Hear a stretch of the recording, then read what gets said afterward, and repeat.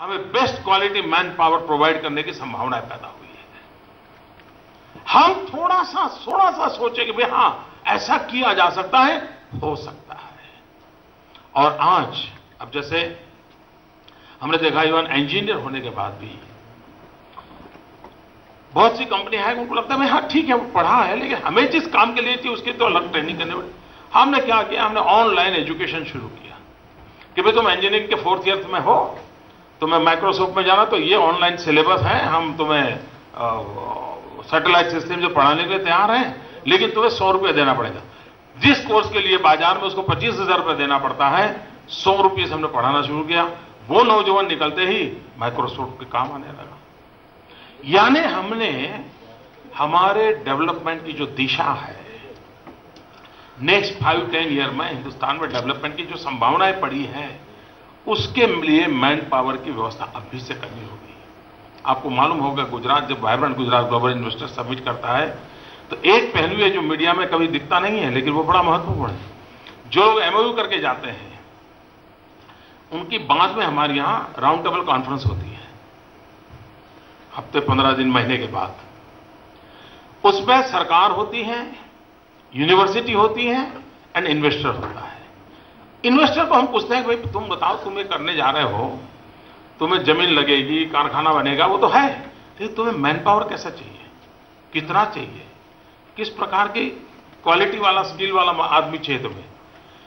हम पहले दिन पूछते हैं और हम हमारी यूनिवर्सिटी को कहते हैं कि देखिए भाई अकॉर्डिंग टू दैट आप सिलेबस बनाइए। उधर उसकी फैक्ट्री खड़ी होती है, इधर उसको इंसान तैयार होता है, वो रिक्रूट करता है।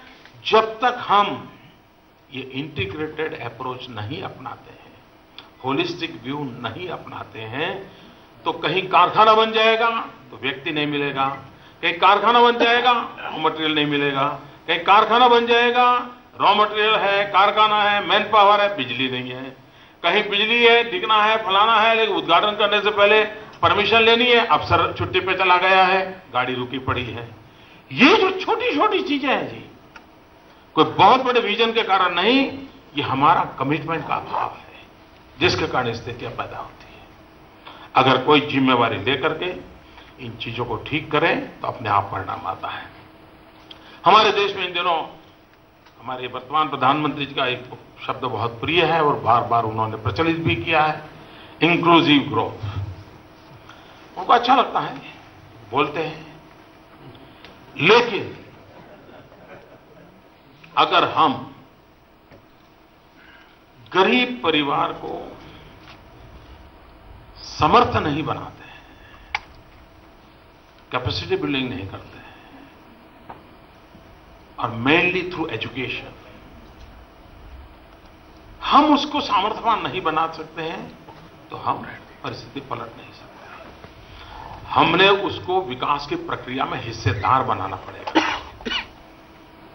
कहीं विकास हो रहा है उसको लगे नहीं, जैसे कई जगह पे होता ना कि अच्छा भाई फलानी जगह पे शादी होने वाली है, चलिए बाहर खड़े हो जाएंगे, गाड़ी चल जाएगी। अब नया मंदिर कहां बन रहा है, बाहर खड़े हो जाएंगे, गाड़ी चल जाएगी। नहीं, ऐसा नहीं चाहिए। हमें तो सामर्थ्यवान लोग बनाने होंगे और अल्टीमेटली वो ही परिणाम लाएगा।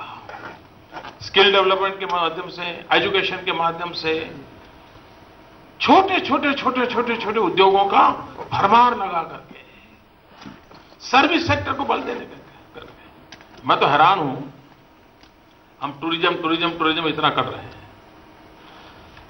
$3 ट्रिलियन का बिजनेस है, और दुनिया को दिखाने के लिए हमारे पास हर गांव गली में बहुत कुछ है। दुनिया को दिखाने के लिए हमारा हर पत्थर बोलता है, लेकिन हमने उस पर बल नहीं दिया। मैंने अभी कुछ लोग मुझे मिलने आए थे, मैंने कहा भाई ये जो टीवी चैनल पे इंडियन आइडल के कार्यक्रम चलते हैं, गाने वालों के चलते हैं, नाचने वालों के चलते हैं, बच्चों के परफॉर्मेंस के चलते हैं, मैंने उनसे कहा कि एक काम करो, आप एक ऐसा सीरियल चालू करो कि जो बेस्ट गाइड का परफॉर्मेंस करेगा उसको हम इनाम देंगे। तो वो क्या करेगा, अपने गांव की मान लीजिए मोढेरा का सूर्य मंदिर है, तो उसको वो लेकर के आएगा और स्क्रीन पर रखेगा और खुद उसके ड्रेसिंग, उसके बोलने की स्टाइल और बताएगा, हाँ देखिए, और उसमें जो बेस्ट गाइड है उसको इनाम दो।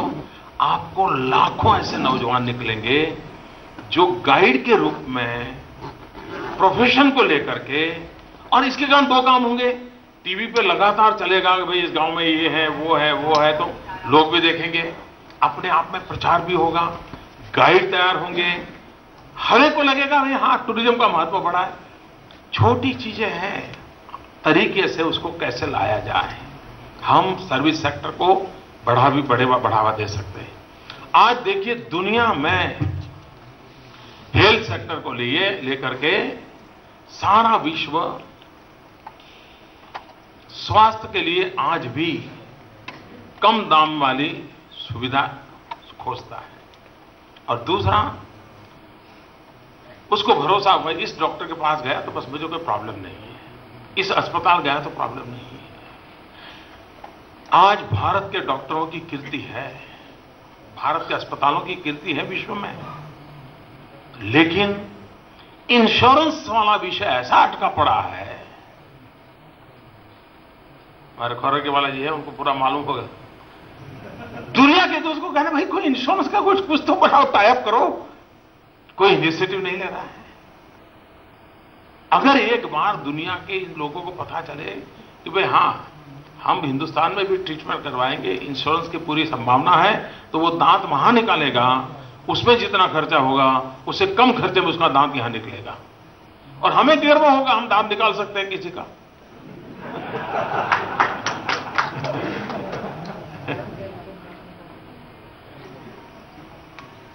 कहने का तात्पर्य यह है कि हमारे यहां जो छोटी छोटी चीजें हैं इन पर भी थोड़ा बल दिया जाए तो हम बहुत कुछ विकास की दिशा में कर सकते हैं। इन दिनों जो करंट अकाउंट डेफिसिट को लेकर के जो तूफान खड़ा हुआ है, सरकार में भी चार लोग चार अलग अलग बात बोलते हैं, ये बड़ा अजूबा है जी। लेकिन आप मुझे बताइए, आने वाले बहुत कम समय में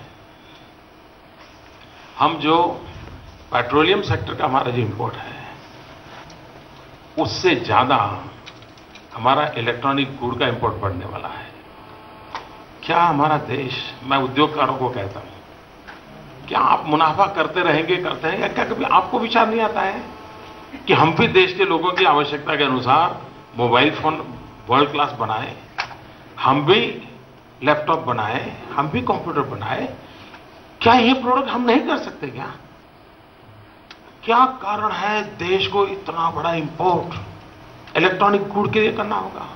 और इसलिए मैं मानता हूं उद्योगकारों के साथ भी बैठ करके तय होना चाहिए। अच्छा भाई तुमने इतना सारा कमा लिया, ठीक है, अब 20% तुम इसमें करो, उसमें भी कमाओ, हमें रोक नहीं है, लेकिन देश को तो बचाने में तुम योगदान करोगे कि नहीं करोगे? और मैं मानता हूं वो करने को तैयार होगा। कोई इसको बताए तो, मान लीजिए देश को नमक की जरूरत है, मान लो, और नमक के काम बहुत छोटा काम है, ज्यादा मुनाफा नहीं है, लेकिन देश को जरूरत है, हम 25 उद्योगपतियों को बुलाए, भाई कुछ भी हो, जो तुम कमाते हो कमा लिया, बहुत कमा लिया, इस बार नमक पे जोर लगाओ, देश को नमक के बिना नहीं रख सकते। मुझे बताइए वो करेगा कि नहीं करेगा? अगर हमें पता है कि 4 सेक्टर ऐसे हैं, देखिए डिफेंस ऑफसेट, क्या साहब कब तक हम ये पिस्तौले बाहर से लाते रहेंगे जी? कब तक लाते रहेंगे जी? मैं हैरान हूं, डिफेंस फोर्स के लिए ट्रक भी बाहर से लाना पड़ रहा है जी। हमारा अरबों खरबों रुपया का पैसा धन खर्च हो रहा है, हम फोकस नहीं बदल सकते। क्यों? मेरे देश के नौजवान में वो ताकत नहीं? क्या हम कर सकते हैं कुछ बदलाव ऐसा? जैसे रेलवे है, इतना बड़ा रेलवे का कारोबार है जी, उस रेलवे को जो मैन पावर चाहिए वो कहीं से बीए बीकॉम या डिप्लोमा डिग्री करके आया हुआ है, उनको लेते हैं। क्या हमारे देश की रेलवे की खुद की 4 यूनिवर्सिटी नहीं होनी चाहिए? जरूरी नहीं कि नहीं बनाए, आज जो एग्जिस्टिंग 4 यूनिवर्सिटी हैं वो specially dedicated to railway cause, उस यूनिवर्सिटी को कन्वर्ट करके रेलवे उसका कारोबार चलाएं। रेलवे को जितना मैन पावर चाहिए, the best quality man power railway के लिए हमारे से मिलेगा कि नहीं मिलेगा? रेलवे की एफिशिएंसी बढ़ेगी कि नहीं बढ़ेगी? रेलवे की एफिशिएंसी बढ़ेगी तो पूरे हिंदुस्तान की इकोनॉमी को वो जनरेट करने के लिए एक बहुत बड़ा फोर्स बनेगा कि नहीं बनेगा? It's possible. लेकिन हम पढ़ाएगा कोई, भेजेगा कोई, रखेगा कोई, और फिर कहेगा यार तुझे तो आता ही नहीं है। तो वो कहते हैं मैं वहां पढ़ के आया हूं, वहां कहां चलेगा। आप मुझे बताइए, डिफेंस हमारे देश के पास इतनी बड़ी मात्रा में अफसरों की कमी है। किसी भी देश के अंदर सेना के तीनों विंग, अगर अफसरों की कमी होगी, कारोबार कैसे चलेगा? क्यों ना डिफेंस की खुद की यूनिवर्सिटी हो जी, और देश भर से होनहार नौजवान वहां आए, वहीं पढ़ाई करें और पढ़ करके उसी डिफेंस क्षेत्र सेक्टर के अंदर वो अफसर की हमारी जो आज वैक्यूम है उसको भर दें। देश में सिक्योरिटी एक नए तरीके से खड़ी होगी। कहने का तात्पर्य यह है मित्रों कि ये सारी चीजें संभव है, और हम अगर चाहें तो हम स्थितियों को बदल सकते हैं। अब मैंने पहले भी कहा है, मैं बहुत ही आशावादी इंसान हूं। मुझे निराशा विराशा नाम की चीज मुझे बड़ा कोई लेना देना नहीं देगी, और इसलिए मैं कभी कभी कहता हूं कि अगर आधा गिलास पानी से भरा हुआ होता है, किसी को पूछो तो कहता है कि आधा पानी से भरा है, कोई कहता है खाली है। मेरी तीसरी सोच है, आधा पानी से भरा है, आधा हवा से भरा है, गिलास पूरा भरा है। ये सोच का विषय रहता है। मुझे अच्छा लगा आप सबके बीच आने के बाद। मैं नहीं जानता हूं, मैंने समय से ज्यादा ले लिया होगा, लेकिन मेरी शुभकामनाएं हैं। आप एक ऐसी धरती पर आए हैं जहां के ब्लड में रुपया है, जिसके ब्लड में एंटरप्रेन्योरशिप है, जिसके ब्लड में साहस है। तो उस भूमि की अपनी एक ताकत है। आप भी उस ताकत को लेकर के देश का भाग्य बदलने के लिए आगे आए। बहुत बहुत शुभकामनाएं। धन्यवाद।